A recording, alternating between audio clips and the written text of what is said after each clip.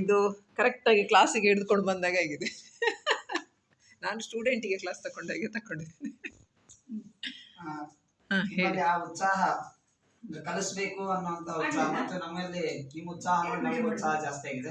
ಮತ್ತೆ ನೀವು world record ಅನ್ನ ಮಾಡ್ಬೇಕು ಅಂತ ಪದೇ ಪದೇ ಕೇಳ್ತಾರೆ, ಹೇಗ್ ಮಾಡ್ಬೇಕು? ಹಾಗಾಗಿ ನಮ್ಮದು ಎಚ್ಚರ ಆಗಿದೆ, ನಾವು ಸ್ಪೀಡ್ ವರ್ಕ್ ಮಾಡ್ಬೇಕು ಅಂತ. ಹೊಸತೇನೋ ಕಲಿಬೇಕು ಅದಂತ ಒಂದು ಹುಡುಕಾಟಕ್ಕೆ ಒಂದು ಹೊಸ ಕಾರಣ ಸಿಕ್ಕಿತ್ತು. ಅಲ್ಲಿಂದ ಇಲ್ಲಿಗೆ ಬಂದು ನಮಗೆ ಎಷ್ಟು ಚಂದ ಹೇಳ್ಕೊಟ್ಟಿತ್ತು. ನಮಗೆ ಗೊತ್ತೇ ಇಲ್ಲದಿರುವಂತ ಹೊಸ ಭಾಷೆನ ಹೇಳಿಕೊಟ್ಟಿದೆ. ಕಲಿಕೆಗೆ ಇನ್ನೊಂದು ವಸ್ತು ಸಿಕ್ಕಿತು.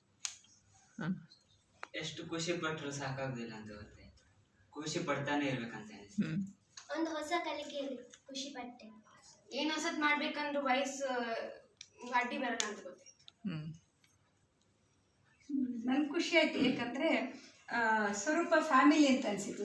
ಸುಲೋಚನಾ ಮೇಡಮ್ ನಮ್ಮ ಜೊತೆ ಹಂಚಿಕೊಳ್ಳಬೇಕು, ಅವರಿಗೆ ಗೊತ್ತಿದ್ದರಿಂದ ಬಹಳ ಒಂದು ಉತ್ಸಾಹದಿಂದ ಒಂದು ಮುಗ್ಧತೆಯನ್ನು ಇಟ್ಟುಕೊಂಡು ಕೂಡ ಬಂದಿದ್ದಾರೆ. ಅಲ್ಲಿಂದ ನಮ್ಮಲ್ಲಿ ಒಂದು ದಿನ ಉಳಿದು ಆಮೇಲೆ ಅಲ್ಲಿ ಭಾಗವಹಿಸಿ ಮತ್ತೆ ಪುನಃ ಅಲ್ಲಿಗೆ ಹೋಗುದು. ಈ ಮಳೆಗಾಲದಲ್ಲಿ ಅಂತ ಹೇಳಿದ್ರೆ ಒಂದು ಸ್ವಲ್ಪ ಕಿರಿಕಿರಿ ವಿಷಯ. ಆದರೆ ಅವರು ಬಹಳ ಹಿಂದೆ ಕಲಿತದ್ದು, ಎಷ್ಟು ಶ್ರಮಪಟ್ಟು ಕಲಿತದ್ದು ಇನ್ನೂ ಅದು ಉಳಿದಿದೆ ಎನ್ನುವಂಥದ್ದು ವಿಶೇಷ. ಅಂದರೆ ಸಮಯ ತುಂಬ ಕೊಟ್ಟು ಪಡ್ಕೊಂಡದ್ದು ಯಾವತ್ತೂ ಉಳಿತದೆ.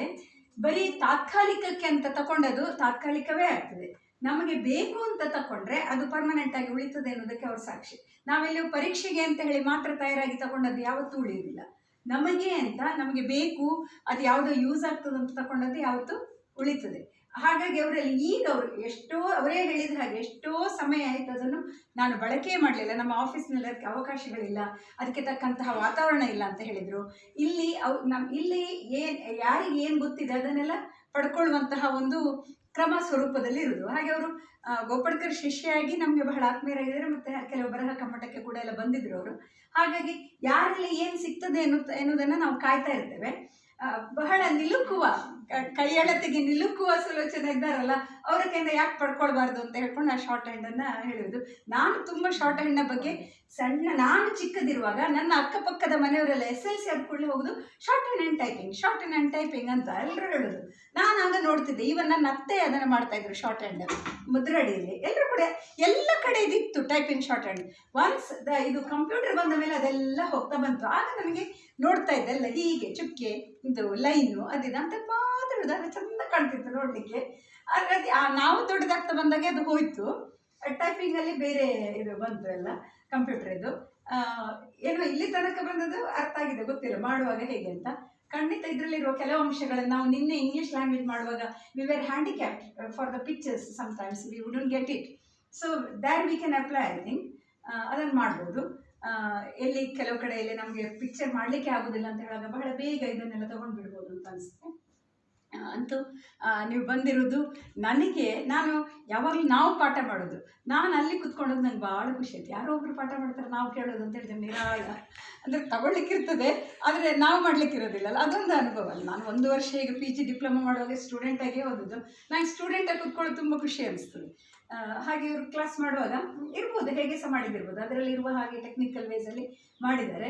ನಮ್ಗೆ ಗೊತ್ತಿಲ್ಲ ನಾವು ಅದನ್ನು ಹೇಗೆ ಉಳಿಸ್ಕೊಳ್ತೇವೆ ಬೆಳೆಸ್ಕೊಳ್ತೇವೆ ಅಂತ ನೋಡ್ಬೇಕು. ನನಗೆ ಹೇಗೆ ಅಂತ ಗೊತ್ತಿಲ್ಲ, ಆದರೆ ಮಕ್ಕಳಿಗೆ ಖಂಡಿತ ಅದನ್ನು ಮಾಡ್ಕೊಳ್ಬೋದು. ಅಂದರೆ not to the 100%, I don't know, or you can take to the 200% by applying it in your creative way, ಅಥವಾ ಅದರ ಕೆಲವು ಪೋರ್ಷನನ್ನು you can apply. I think so ನಾ ಹೇಳೋದಿಲ್ಲ ಎಲ್ಲವನ್ನು ಬಿಡೋದು ಅಥವಾ ಎಲ್ಲವನ್ನು ತಗೊಳ್ಳೋದು, ಅದು ನಿಮಗೆ ಬಿಟ್ಟಿರೋದು ಅಲ್ವಾ. ನಾವು ನಿಮಗೆ ಅವಕಾಶಗಳನ್ನು ತಂದು ನಿಮಗೆ ಸುರಿತಾ ಇದ್ದೇವೆ ನಿಮ್ಮ ಮಡಿಲಿಗೆ. ಹಾಗೆ ಇದು ಒಂದು ಕೂಡ ನಿಮ್ಮ ಮಡಿಲಿಗೆ ಸುರಿದಂತಹ ಒಂದು ಅವಕಾಶ. ತಗೊಳ್ತೀರಾ ಬಿಡ್ತೀರಾ ಎಷ್ಟರ ಮಟ್ಟಿಗೆ ಎಲ್ಲ ನಿಮಗೆ ಬಿಟ್ಟದ್ದು.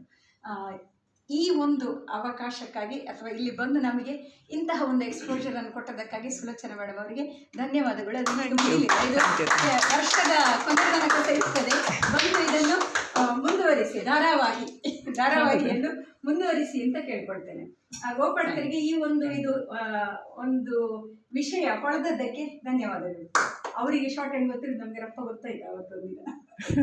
ಹಾಗೆ ಮಾತಾಡ್ತಿರೋದೆಲ್ಲ ಗೊತ್ತಾಗ್ತದೆ. ಹಾಂ,